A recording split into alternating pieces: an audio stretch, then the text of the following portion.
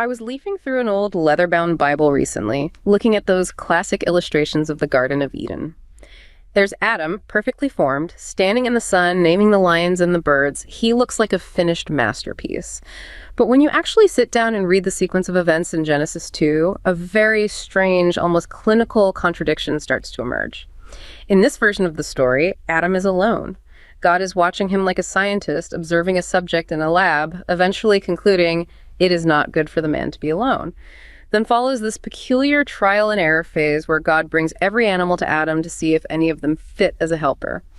It's only after this fails that Eve is created from his rib as the ultimate solution to his solitude. But here's the detail that Sunday school usually glosses over. If Eve was the plan B to fix Adam's loneliness, then Adam was already walking around the garden with a very specific, very functional piece of reproductive anatomy that had absolutely no purpose yet. It's a vivid, slightly uncomfortable image to dwell on, a man equipped for a future that, according to the literal timeline of the text, hadn't even been invented. Why provide the hardware for procreation if the only other living things in existence were goats and tigers? This anatomical paradox creates a massive logical crack in the narrative. It forces us to look past the holy imagery and ask a much more provocative question. Was the creator genuinely experimenting with a lonely first draft, or are we looking at a story where the human author stitched two different traditions together and accidentally left the blueprints exposed? This isn't just a crude observation or a theological gotcha. It's a window into how ancient texts were constructed, and it reveals a version of God that is surprisingly human, learning, adjusting, and perhaps leaving us with a few questions he never intended to answer. And that right there is our mission for this deep dive. That single anatomical paradox, Adam's fully functional design in an incomplete world, becomes our guide. Exactly. It's the perfect entry point. It is. We are going to use it to explore the multiple fascinating layers of truth contained within, just the first two chapters of Genesis. To do that, we have to look at this text through three critical lenses. Okay, what are they? First, traditional biblical textual criticism. Second, the historical context of the ancient Near East, which is crucial. And third, a modern biological comparison. Right, so text, history, and science. Exactly. Our objective is to unpack what scholars call the composite nature of this foundational story, to reveal that there isn't just one creation account, but two, and to understand how they express distinct, sometimes even conflicting theological ideas about the Creator. Okay, let's unpack this then, because the moment you start reading Genesis, it's immediately obvious. You have Genesis 1 and Genesis 2 sitting side by side, yet they tell two radically different stories. Radically different. In style, in substance, even in their theological implications. And the foundational understanding that, cracks this wide open is the core scholarly consensus known as the documentary hypothesis. This proposes that the creation myth, which is foundational to Judaism and Christianity, isn't a single unified story from one author, but a composite. It's, at least two separate narratives from different sources that were later edited together? At least two, yes. That hypothesis is absolutely critical for understanding why those chronological and theological contradictions even exist. For most of Western history, faith traditions viewed Genesis as a single, seamless narrative. Written by Moses was the traditional view. Right, the Mosaic authorship. But starting in the 19th century, scholars began to see the seams. They established that there are two distinct voices, two separate accounts that roughly line up with the first two chapters. And these were written by different communities in different eras with very different agendas. Completely different theological agendas. That's the key. So let's define those two voices. Let's start with the one that feels the most structured, almost majestic. That's Genesis 1, verse 1, through the beginning of chapter 2, verse 4. Yes, that is traditionally attributed to what scholars call Source P. The priestly chronicle. Who were these guys? And what defines their worldview? Well, the priestly source, or Source P, is largely dated by scholars to the post-exilic period. So we're talking roughly the 6th century BC. Okay, so this is after the destruction of the temple in Jerusalem. Yes. Possibly compiled during the Babylonian exile or just after. And that context is absolutely vital. The people of Israel had lost their temple, their kingdom, everything. They needed reassurance of cosmic order and divine power. And you can feel that need for order in the text itself. Oh, absolutely. You can identify Source P by its language and its structure. It uses a very distant, powerful, and utterly orderly God who's referred to only by the title Elohim. Which is a generic Hebrew word for God or gods, right? It is. The style is almost bureaucratic. It's precise, it's repetitive, and it has this liturgical, almost legalistic rhythm to it. I remember that structure well. It follows a fixed pattern of divine command, what they call fiat, then fulfillment, and then evaluation. Yes, let there be light, and there was light, and God saw that the light was good. And it always concludes with that precise rhythmic statement. And there was evening, and there was morning, the first day, the second day, and so on. That 7-day structure, culminating in the Sabbath, is everything to the P source. The number 7, which denotes divine completion and perfection, it just permeates this entire account. I remember reading that Elohim is mentioned 35 times. Which is 5 times 7. Yeah. And the phrase God saw that it was good occurs 7 times. This isn't just a poem, it's a cosmic blueprint. It's designed to establish order and, importantly, to justify the laws and rituals that the priestly community valued so highly. Especially the Sabbath. And the scope is, Yeah. It's completely cosmic. It's everything from the stars down to humanity. It is. P is concerned with the creation of the entire cosmos, establishing order from a pre-existing state of watery chaos. The creation process is hierarchical. It's cosmological. Day 1, you get the division of darkness from light. Day 2. Day 2 is where it gets really interesting with the Rakia. Can we pause on that? Because this detail tells you so much about the ancient Hebrew cosmology and how fundamentally different their worldview was from ours. We have to. It's essential. The Rakia is often translated as firmament, and you have to understand, the ancient authors understood it literally as a solid dome. A solid dome. Yeah, like a giant inverted bowl made of hammered metal or maybe crystal that was resting on mountains at the edge of the world. And its job was to hold back the waters above the earth. So there was an ocean in the sky. That was the conception, yes. This firmament had trapdoors or windows in it to let rain through. So the P source views creation as God installing this stable structure to prevent those chaotic waters from flooding the world again. Which makes perfect sense in their worldview, but it's radically different from modern physics and atmospheric science. Completely. But it serves the theological purpose. Order is established, chaos is contained. So after the firmament and the dry land, peace starts to populate them. Correct. The second set of 3 days populates those initial divisions. So day 4 fills the light and darkness with the sun, moon, and stars. And it's significant that they're just called lights. They're not given names. A very deliberate anti-polytheistic move. They are just objects of creation, not gods to be worshipped, which was a huge issue at the time. Then day 5 populates the seas and the skies with fish and birds. And then finally, Day 6, land animals and humanity. Critically, humans are created last, and it's male and female created simultaneously in chapter 1, verse 27. This chronological structure establishes the Sabbath as the climax, the moment of divinely ordained completion and rest. Some scholars also see the whole thing as a temple. Yes. This entire organized cosmos is often interpreted as the temple built for God, which aligns perfectly with other ancient Near Eastern creation stories that climax with the construction of a permanent dwelling for the Creator God. What I find truly fascinating about the P source is that it's not just telling a story. It feels like it's making a profound political and theological statement against the regional superpowers of the time. That's the key insight. The priestly account functions as a polemic. It's an argument against the great imperial myths, particularly those from Mesopotamia. Like the Babylonian Enuma Elish. The Enuma Elish is the prime example. In that story, creation is horrific. It's a cosmic civil war, a theomachy, where the creator god, Marduk, has to brutally battle the chaotic water goddess, Tiamat. He kills her and splits her carcass in half to form the heaven and the earth. It's incredibly violent. Incredibly. And Genesis 1 refutes this completely. The chaotic water monsters, even the Tannin, translated as great sea monsters, they aren't rivals to God, they're just creatures. God creates them on the 5th day. There's no fight. No conflict, no struggle, no need for divine violence. The God of P is presented as effortless, omnipotent, and fundamentally good. So it's a narrative written for a defeated, exiled people, giving them this vision of a God who is sovereign over all chaos, unlike capricious, violent gods of their captors. Precisely.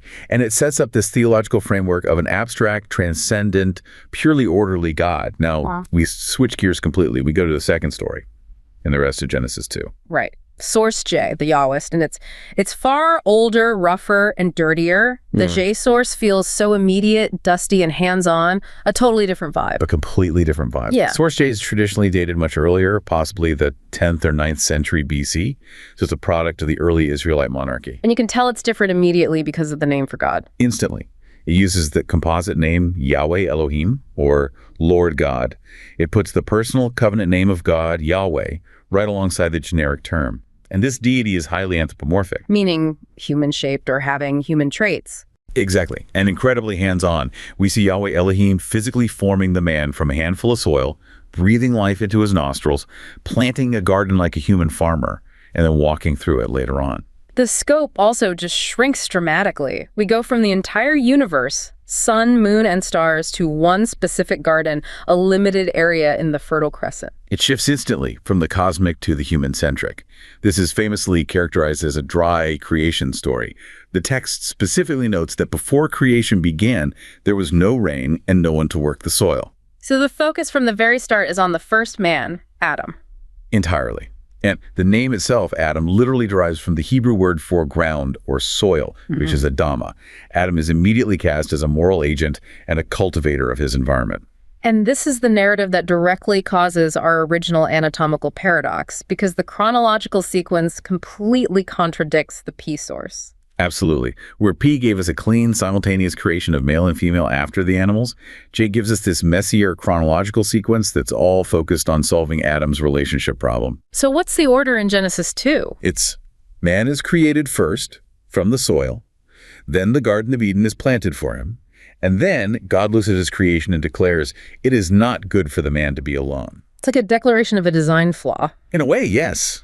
And after this declaration of failure, the animals are then created from the ground, just like the man was, and they're brought to Adam to see if any of them are a suitable helper or a counterpart for him. It's an experiment. It's a literal trial and error process. It truly is presented that way. Mm-hmm.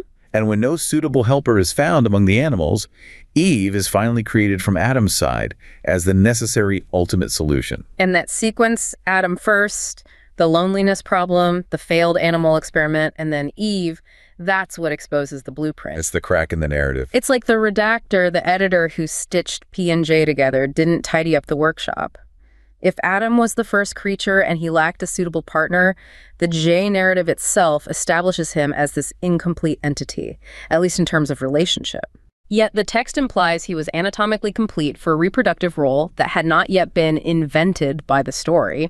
He was the first draft, but he had the reproductive hardware for the final version. And that final version only emerged because Plan A, the animals, failed. The difference in perspective is just staggering. The older J source gives us this very intimate, experimental, almost relatable God focused on solving a psychological and relational problem on Earth. And the later P source gives us the abstract, transcendent God focused on establishing cosmic order and validating ritual law. The fact that both accounts, while totally contradictory in their methods and timelines, were combined and retained, that speaks volumes. It suggests that both provided valuable, albeit distinct, theological truths to the final authors, even if it meant creating a narrative crack. So the political difference between a P-source bureaucracy and a J-source monarchy is literally embedded in our foundational mythology. And that takes us right into the fascinating shift in how ancient people actually conceived of God. So we've established that the J-source presents Yahweh Elohim as intensely personal. He walks, he forms, he gets sad, he experiments. This is the definition of anthropomorphism, attributing human characteristics and, crucially, human limitations to the divine. And what's absolutely fascinating is how this anthropomorphic nature of the J-source God aligns perfectly with the earliest pre-Hellenistic Israelite religious traditions. This is a God who operates within, human parameters of communication and emotion. He is not the abstract, philosophical, perfect being that Judaism would later define. Not at all. In these early texts, God interacts physically and critically conceptually in ways that imply a less than absolute knowledge or absolute immutability. This is where the concept of omniscience, or being all-knowing, really breaks down when we look at the raw narrative. We have a tendency to project our modern philosophical definition of God onto these early texts, but the original material suggests a God who is, at times, looking for information. That is the pivotal realization. You can see specific scriptural instances in these early texts that clearly imply God is not omniscient in that later philosophical sense. What's the best example? The most immediate one is the continuation of our narrative in Genesis 3, verses 8 and 9. After Adam and Eve eat the fruit, God is described as walking in the garden in the cool of the day. Okay. And then God asks, "Where are you?" Right. Where are you? A plain, straightforward reading of that text implies a physical search for missing information or a missing subject. If God were strictly immutably omniscient in the way later philosophy defined it, why ask the question? It suggests God is looking for something they don't immediately know, or at the very least that they are performing an investigation. And it's not just about location. The text also describes God experiencing these profound emotions that suggest unexpected outcomes. Exactly. If we move to the flood narrative in Genesis 6, verse 6, the text describes God as having regrets or being saddened that he had made humans. Some translations say he repented. Yes. And regret suggests a change of mind, a disappointment, or, most importantly, an unexpected outcome. An immutable, all-knowing God, the definition that came later, would by necessity know the outcome of creation from the very beginning, and therefore that God would not be capable of changing their mind or experiencing an unexpected emotional reaction like sorrow or regret. So these narrative details, they paint a picture of a God that is dynamic, responsive, and sometimes genuinely surprised by the moral agency of humanity. They do. Which means we have to avoid imposing a later philosophical construct onto an earlier, rougher theology. We need to contextualize what claims about divine knowledge even meant in the ancient Near East, because it wasn't the Greek definition of omniscience. So what did it mean then? That's a vital distinction. In the ancient Near East, when a text stated something like, "Nothing is hidden from a God," it didn't mean the deity was innately all-knowing from eternity. Rather, it meant the deity possessed the supreme ability to investigate and discover what was not readily apparent to humans. So it's about the capacity for investigation, not a static state of knowing everything. Exactly. That capacity for investigation is what justifies the need for divine tests or questions or surveillance within the narratives. The divine intelligence was supreme because it could penetrate mysteries and solve relational problems, not because it never had mysteries to begin with. So when did that radical shift happen? The shift from a searching, hands-on, potentially regretful deity to the abstract, immutable, perfect being. That's a monumental philosophical change. That massive conceptual transformation where God became defined as an immutable, omniscient, perfect being was largely a product of later Jewish thought. It really emerged during the Hellenistic, Roman, and medieval periods. Periods of intense intellectual cross-pollination. Right. This transformation was heavily influenced by Greek philosophy, particularly the ideas flowing from Plato and subsequently Neoplatonism. So they were trying to rationalize the divine for an educated Greek world. Precisely.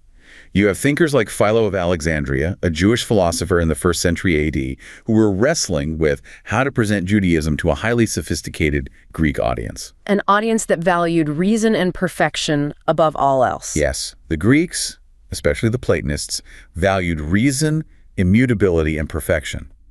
They viewed the anthropomorphic descriptions of God in the early Genesis texts, a God who walks and smells sacrifices and gets angry, as crude, illogical, and primitive. So the philosophical definition of omniscience became a kind of necessary shield. It was absolutely necessary to make the faith intellectually palatable. Philo and others deliberately rationalized the anthropomorphic language of the older texts. For example, when the text says God spoke, they would interpret this as God acting through a mediator, like the logos or divine reason, not God physically using a mouth. And when God regretted, they would interpret it as a description tailored for human understanding, not a literal fact about God's nature. This whole transition was a deliberate attempt to take the superlative praises of Yahweh found in the primitive texts and reconcile them with these developed Greek philosophical ideas of absolute perfection. So the God many people imagine today, the being outside of time and space who knows everything simultaneously, is built upon a later philosophical framework that explicitly sought to undo the implications of the original J-source narrative. In many ways, yes. But those older texts, they hold on to something even more startling. Echoes of polytheism that the later redactors tried to smooth over. This is maybe the most shocking revelation of biblical criticism for many people. The idea that the earliest layers of Israelite religions were not a unified, singular monotheism. No, there was a real diversity of beliefs. It's often described as henotheism. Which is worshiping one God without denying the existence of others. Correct. And a clear remnant of this earlier, more complex structure is preserved right there in Genesis 1.26, even in the highly ordered P source, when God says, "Let us make humans in our image." That plural, It always sparks a debate. Who is God talking to? That phrase is widely interpreted by scholars as God addressing a divine council of lesser divine beings, often referred to as the sons of God, or Bene Elohim. And this idea of a high god presiding over a court of lesser deities was standard in the region, right? It was a standard feature of ancient Near Eastern pantheons, like the Canaanite pantheon, which was centered around the high god El. So that reference to the Bene Elohim is a stunning pointer to a time when Yahweh might have been seen as one deity operating within a larger structure rather than the singular supreme head of all creation. And we see clear evidence that later redactors were very disturbed by this. The most concrete, dramatic evidence of theological editing to enforce monotheism is found in Deuteronomy 32, verses 8 and 9. What does it say? It discusses how the high God divided the nations of the world. The ancient texts, particularly a fragment found at Qumran among the Dead Sea Scrolls, read that the high god Elion divided the nations according to the number of the sons of God. So that suggests that Yahweh was one deity assigned specifically to Israel, while the other nations were distributed among the other divine beings in the council. That is the plain reading of the oldest text we have. Wait, so you're saying a scribe literally edited out polytheism? That's not just interpretation, that's actively rewriting the text to fit a new theological paradigm. Exactly. The later Masoretic text, which is the traditional Hebrew text that most of our English translations are based on, deliberately altered the phrase from sons of God, Bene Elohim, to sons of Israel, Bene Israel. Why? The change was likely executed by scribes who found the clear henotheistic or polytheistic overtones of the original reading unacceptable for their strict monotheistic framework. The older reading makes perfect sense contextually. Ancient tradition held there were 70 nations on earth, corresponding to 70 guardian divine beings. The text is literally a human archive of evolving belief. We've traveled from a hands-on experimental Yahweh, who is one among a council of deities in the earliest layers, all the way to the transcendent, perfectly omniscient, philosophical deity of later Judaism and Christianity. And that profound theological journey is what explains why the narrative continuity, our original anatomical paradox, breaks down in the first place. It does. The older authors of the J-Source were concerned with relationships and moral agency. They weren't focused on the biological mechanics of why Adam had a complete reproductive system. They were focused on the failure of the animals to meet his emotional and social needs. The biological hardware was just assumed to be part of what man was, regardless of the sequential timeline of the relationship problem they were trying to solve. Exactly. And this brings us squarely to the intersection of ancient narratives and modern science. We started with Adam's specific functional anatomy existing before Eve. When we zoom out from the text and look at actual biology, how does science explain the difference between the sexes that the J-Source tried to solve with a rib? Right. That anatomical paradox, the existence of reproductive anatomy before the necessary partner, is our way into the reality of what biology calls sexual dimorphism. Sexual dimorphism, or SD. In evolutionary biology, SD is defined as the condition where the different sexes of the same species exhibit differences in their non-reproductive physical characteristics. So this is everything from differences in size, weight, bone density, and ornamentation to coloration. All of it. SD is essentially the evolutionary answer to why males and females look different, fight differently, and have different physical structures, completely separate from a single sequential creation event designed to solve loneliness. And what drives it? Sexual dimorphism is driven primarily by two main evolutionary forces: sexual selection and natural selection.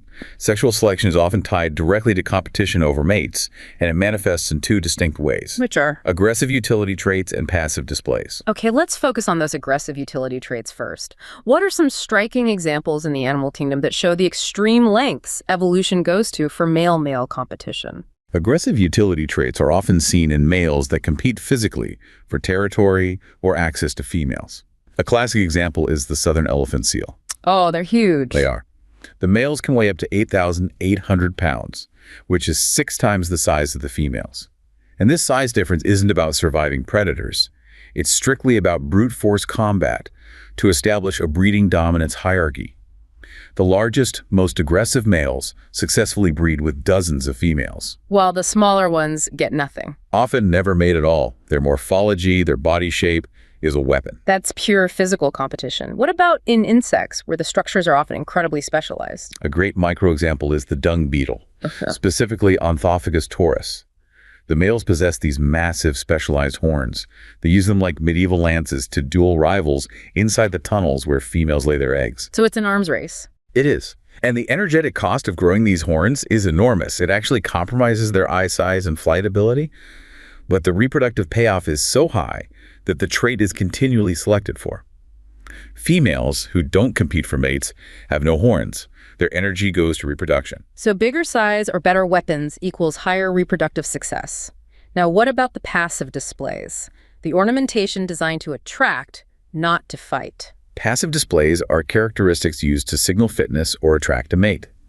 The peacock's elaborate tail is the quintessential example. Right. It seems like a huge liability. It is. Maintaining that massive, metabolically expensive structure makes the male more vulnerable to predators and requires a huge caloric investment. But the tail is an honest signal of genetic quality. Only a truly healthy male with superior genes can afford to carry such a costly handicap. So the females select the largest, most vibrant tails because they signal disease resistance and genetic vigor, the best possible father for their offspring. The female is assessing the male's ability to survive despite the handicap. That's the theory, yes. It's an evaluation phase, much like the one God initiated in Genesis 2, but it's driven by DNA and ecology, not divine curiosity. And you see this with color, too. Oh, absolutely. Look at colorful male birds or fish, like guppies. The brightness of their coloration often correlates with their access to high-quality nutrients and their parasite load. Females prefer the brightly colored males, suggesting this ornamentation has evolved through sexual selection, even when it makes the male highly visible to predators. It's a trade-off, higher risk of predation for higher mating success. Exactly. But the reverse also exists. You have reversed sexual dimorphism, or RSD, where the female is the larger or more aggressive one. What drives that deviation? RSD, where females are the larger sex, is overwhelmingly linked to what's called the fecundity advantage hypothesis. Fecundity refers to fertility and the physiological demands of reproduction. In many species, especially those where egg production or gestation is highly energetically demanding, a larger female can simply produce significantly more offspring. Or she can better compensate for the enormous energetic costs of raising young. So in a sense, large size becomes a necessity for the female's role as the primary caregiver or egg producer. Absolutely. Yeah. Consider many species of spiders or certain raptors. In many spider species, the female is monstrously larger than the male. This size allows her to produce huge clutches of eggs. And in species where sexual cannibalism occurs, larger females are often selected for because they're better fighters. And what about in mammals? You mentioned bats earlier. Yes, in the black myotis bat, females are substantially larger because they bear the enormous energetic cost of producing eggs and, crucially, suckling their offspring until they reach nearly adult size. The tiny male size, conversely, is an adaptation to increase maneuverability and reduce their metabolic needs, allowing them to better compete for scarce food resources. So, moving back to our own species, Homo sapiens, how do we compare? Are we highly dimorphic or relatively monomorphic compared to our evolutionary relatives? Modern Homo sapiens exhibit what you'd call moderate SD. Compared to the massive dimorphism of, say, gorillas, where males are twice the size of females, or even the dimorphism in chimpanzees, humans are closer to being monomorphic. But there is a difference. Oh, definitely. Our average body mass differs between the sexes by about 15%. That 15% difference is consistent and pervasive, and it's the product of complex genetic and hormonal processes, specifically testosterone and estrogen, which affect development from before birth all the way through puberty. And these differences extend far beyond the superficial. They fundamentally alter our physical structures. Correct. The sources of our sexual dimorphism include muscle strength distribution, bone density, and distinct skeletal structures. These are all established developmental differences. For instance, the male pelvis is typically narrower and taller, adapted for bipedal efficiency. Whereas the female pelvis is broader, rounder, and shallower, which is optimized for childbirth. Exactly. The size and shape differences in the skull, the different density of long bones, the way we distribute fat, these are all traits established through millions of years of developmental and evolutionary processes under sexual and natural selection. So when we return to that Genesis 2 paradox Adam having the complete reproductive hardware before Eve, The biological reality is that sex differences, these dimorphisms, are integrated into our developmental blueprint from the very start because of evolutionary pressure. They are not features added post facto as a helper after a failed experiment with animals. That's the core tension. The ancient text attempts to explain why man and woman are different using an etiological narrative focused on relationship problems and moral agency. While science offers a detailed, multi-million-year mechanism of how these differences arose through selection pressures, the conflict is inherent when you mistake the genre of the text. That idea of mistaking the genre, treating a theological narrative as a scientific textbook, takes us to the heart of modern religious interpretation. The perceived conflict between the Genesis accounts and modern science, like the Big Bang or evolution, is often the central battleground in Western thought. And traditionally, this battle is framed by those who insist on reading Genesis as a literal, factually accurate historical record. This position is broadly known as literal interpretation, or creationism. How do those who hold this position reconcile the scientific evidence with the text? For advocates of strict, literal interpretations, the biblical accounts are seen as infallible and factually accurate. They reveal exactly how creation happened without the need for any scientific explanation that might conflict with the timeline. This includes young Earth creationism, right? Yes. Young Earth creationism, or YEC, asserts the Earth is around 6,000 to 10,000 years old. That's based on calculating biblical chronology from the genealogies. They argue that the entire universe was created in 6 literal 24-hour days. And their view of species is based on creation and variety, not evolution. Yes. The belief is that species were created in variety, often referred to as created kinds, with their core characteristics complete at the moment of creation. They see a fundamental, irreducible friction between the theory of human evolution and the central theological idea of humankind being made uniquely in the image of God. The argument being, if the Bible is the inerrant word of God, it cannot be contradicted by human understanding. Which they view as fallible science, something that is always subject to change. But critics of this approach argue that it requires the reader to completely ignore the ancient context of the text, and that leads to a profound misreading. They caution against what they term a woodenly literal approach. They point out that attempting to force Genesis into harmony with modern science actually does a profound disservice to the Bible, because the biblical authors conceived of the world in a totally different way. For instance, to be consistent, the YEC perspective would have to adopt the ancient cosmology of the biblical authors. Logically, yes. They'd have to think the earth was a flat disk supported by pillars, with that solid firmament holding back the waters above a view that is clearly contradicted by observation. The genre wasn't scientific observation. It was theological truth packaged in the cosmology of the time. That realization that Genesis is not history leads us to the concept of etiology. Etiology. Yeah. It's the argument that Genesis is not intended as a factual historical record, but rather as a set of stories expressing beliefs about the causes behind significant present realities. It's the ancient way of answering the question, why? Can you give us a clear analogy for etiology that makes the concept stick? Sure. Think about a common folktale used to explain a feature of the world. Why does a snake crawl on its belly? Or why does a cat chase a mouse? The etiological story is that the cat was greedy, the mouse was clever, and so the cat was cursed to eternally chase the mouse. Okay. The story is clearly not literal history. No one believes a divine decree literally mandated this chase. But the story explains and validates the present reality, the chase, and it imparts a moral lesson. Don't be greedy. So Genesis uses etiology to explain present realities. Why we wear clothes, why childbirth is painful, why men have to work the soil, and our original paradox, why men and women are fundamentally different but also interdependent. Exactly.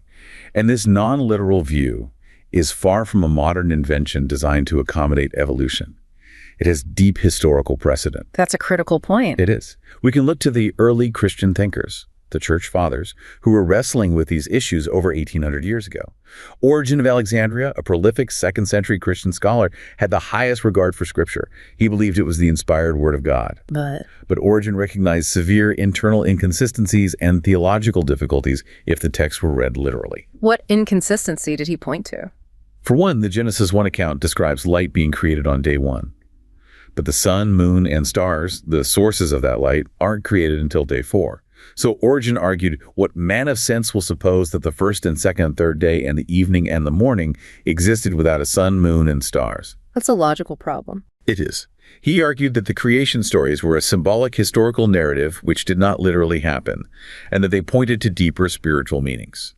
His concern was protecting the theological dignity of God and the internal consistency of the text itself. So even if the text is not literal history, what essential theological content does it still convey for those who read it this way? Non-literal interpretations maintain that the power of the text resides in its theological content. The accounts still speak authoritatively about who God is, transcendent, good, omnipotent, the ultimate creator. Okay. And crucially, they establish that humanity was created by God for a relationship, endowed with moral agency, and given the responsibilities of dominion and stewardship over the created world. These core convictions hold whether you believe creation took 6 literal days or 13.8 billion years via the Big Bang. This realization that theological truth and scientific truth can operate in different domains is what has led to modern attempts at reconciliation. Stephen Jay Gould proposed one famous model, the non-overlapping magisteria, or NOMA. NOMA is the view that science and religion represent separate, non-intrusive domains of knowledge. They have different magisteria, or teaching domains. In this view, science answers the question of how the world and life came to be. Through mechanisms like physics, geology, and evolution. Right. While religion answers the questions of why, of meaning, and of value. And it addresses the fundamental issue of by whom. So the idea is that science tells you how Adam's anatomy evolved, and theology tells you why he was lonely. Precisely. It allows a person to embrace the full scope of scientific discovery without needing the Bible to function as a scientific handbook. This perspective minimizes the tension by arguing that science and religion simply address different types of questions, so conflict becomes impossible, provided neither domain tries to trespass on the other's territory. A more integrated view, and one that is increasingly popular among scientifically literate believers, is theistic evolution. Yes, theistic evolution is a robust theological position. It asserts that scientific processes, including evolution, are completely valid and were the means initiated and sustained by God to fulfill his intentions for creation. So it's not a hands-off approach. It's not that God just started the Big Bang and walked away. No, that's deism. Theistic evolution suggests that God, operating outside of space and time, utilized the impersonal, natural processes of the universe, gravity, nuclear fusion, natural selection, to bring about life and, specifically, humankind. So God is actively, purposively using the evolutionary process as his creative mechanism. That's the distinction. They believe God is continually involved in creation, maintaining the universe in existence. But the method of creation is evolution. This view holds that scientific inquiry and discovery are themselves gifts from God. And our very ability to understand creation scientifically Derives from the fact that humanity is made in the image of God, endowed with rationality and curiosity. Ultimately, the theological limit for these reconciling views seems to be the acknowledgement that reality consists of more than just the material observable world, and that God exists beyond the parameters of human science. That is the ultimate theological line. For those who believe in theistic evolution or NOMA, science can investigate and describe the how and the mechanism of creation. But they maintain that God remains transcendent beyond purely material observation and human scientific understanding. While science describes the impersonal and unstructured process of evolution in their worldview, the universe is still working towards a definite, purposeful endpoint established by the Creator. So what we have seen is that the small contradiction we identified at the very beginning, Adam's anatomical paradox in Genesis 2, was less a failure of the scripture and more a fascinating window into its complex history. It exposed the human struggle of authorship and compilation. It showed us that the text is a composite. It's a rich human archive of belief that documents the evolution of Israelite theology over centuries. We traveled from a God who is hands-on, experimenting with man's loneliness, and operating among a council of lesser deities in the older Yahwist Source, to the highly ordered, transcendent creator of the later priestly source, and finally to the philosophical, omniscient, perfect being defined by later Greek influence. The biblical creation narratives, rather than offering a single unified set of facts, offer complementary truths forged from centuries of theological struggle and refinement. They testify not just to a creation event, but to the profoundly complex, evolving nature of human belief about divinity itself.